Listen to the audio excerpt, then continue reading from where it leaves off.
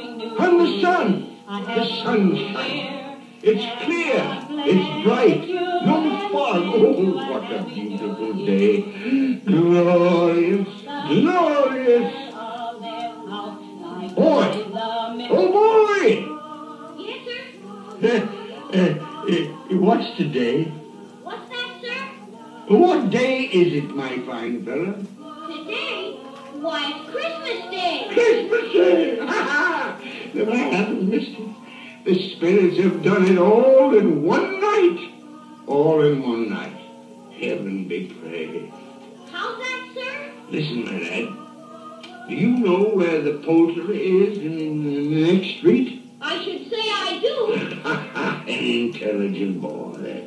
A remarkable boy. Tell me, do you know if they've sold the prize turkey that was hanging in the window? The one as big as me? What a delightful boy. It's a pleasure to talk to you. Yes, my buck? It's hanging there now, sir. Oh, that's wonderful. Now go around, will you, and tell him to send it to Bob Cratchit and his family on Broad Street. And mind you, they're not to know who paid for it. Hurry along, my lad. And here's £0.50 for your trouble. Yes, sir. Yes, sir. And a Merry Christmas. And a Merry Christmas to you, too, my boy. Oh, I don't know what to do. I'm as light as a feather, as happy as an angel. I'm as merry as a schoolboy. A Merry Christmas. A Merry Christmas to everybody. A Happy New Year to all the world. Whoop, whoop.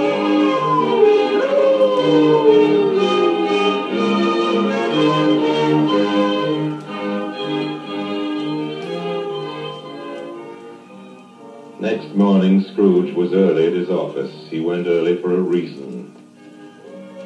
If he could only be there first and catch Bob Cratchit coming late. That was the thing he'd set his heart upon. And he did it. Yes, he did. The clock had struck 9. No Bob. 1:15. No Bob. Scrooge sat with his door wide open that he might see him come in. And at last he came. His hat was off before he opened the door, his comforter too. He was on his stool in a jiffy, driving away with his pen, as if he were trying to overtake 9 o'clock. 8 and 17 are 15, carry the 1, 24, carry the 2, 31, carry the 4, 8 and 6 are 14, carry the 8. Hello, you, Cratchit. Yes, sir. Step this way, Cratchit, if you please. Cratchit, what do you mean by coming in at this time of day? Oh, I'm very sorry, sir. I'm behind my time. You are? You are? Yes, I think you are. Oh, it's only once a year, Mr. Scrooge. It shall not be repeated. I was making rather merry yesterday, sir. I tell you what, my friend. I'll not stand this sort of thing any longer. And therefore, Bob Cratchit, I'm about to raise your salary. Mr. Scrooge, are you quite yourself, sir? No. No, thank heaven I'm not quite myself. Merry Christmas, Bob. Ha ha! Merry Christmas, my good fella. A merrier Christmas than I've given you in many a year. I'll raise your salary and we'll see what we can do for Tiny Tim and the rest of your family. We'll discuss it this very afternoon over a Christmas bowl of smoking bishop. Bob, make up the fire. Make it up and buy another coal scuttle before you dot another I.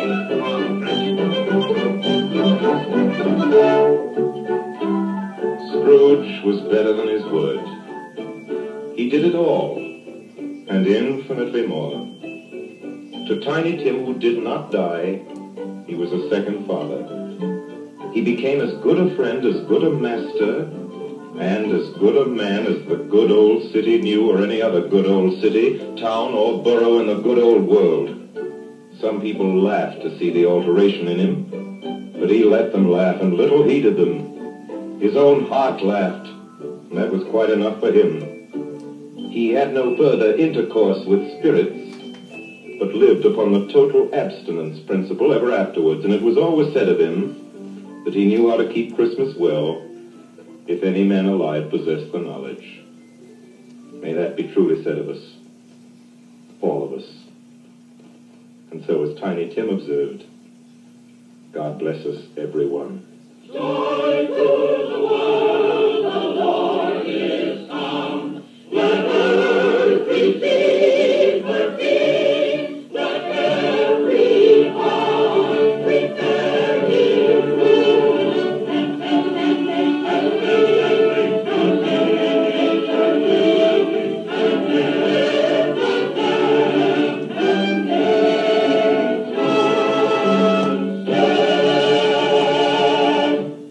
You have just heard our annual presentation of Charles Dickens' A Christmas Carol, starring Lionel Barrymore, brought to you by the makers of Campbell Soups. And now here is Orson Welles. At this point in the program, ladies and gentlemen, it is my custom, as you know, to present to you with a few words of introduction our guest of the evening. With your consent, I shall dispense with this tonight to introduce tonight's guest to the Campbell Playhouse audience or to any other American audience is an extravagant and superfluous procedure.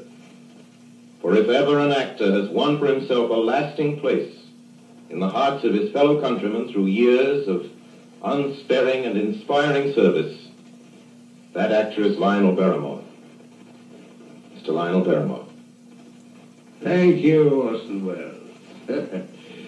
Good evening, ladies and gentlemen. This is the 4th year I've had the pleasure of appearing in the Christmas Carol here on the Campbell Playhouse. And I assure you all it's a pleasure that never tires. As long as I can remember, this has been one of my favorite stories.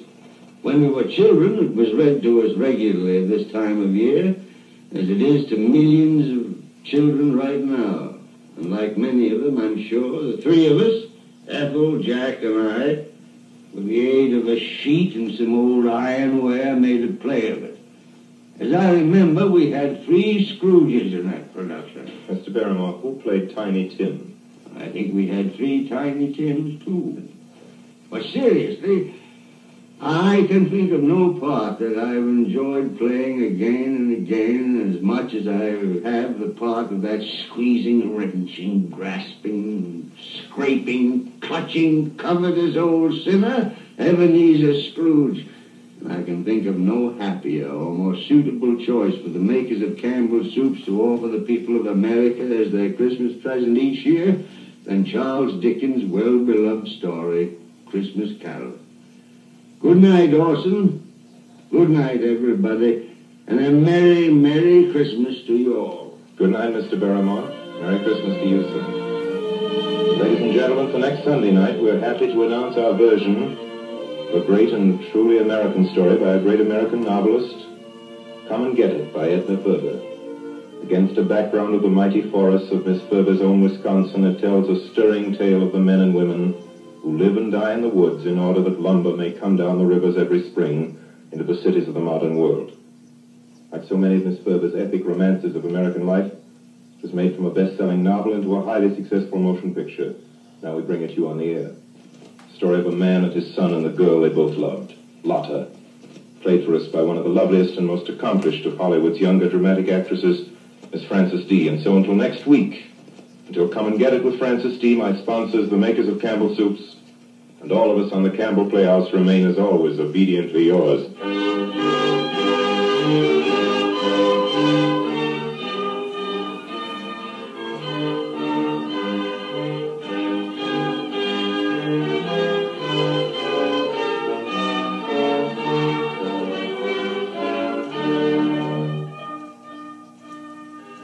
Of Campbell Soups join Orson Welles in inviting you to be with us in the Campbell Playhouse again next Sunday evening when we bring you Edna Ferber's Come and Get It with Miss Frances D. as our guest.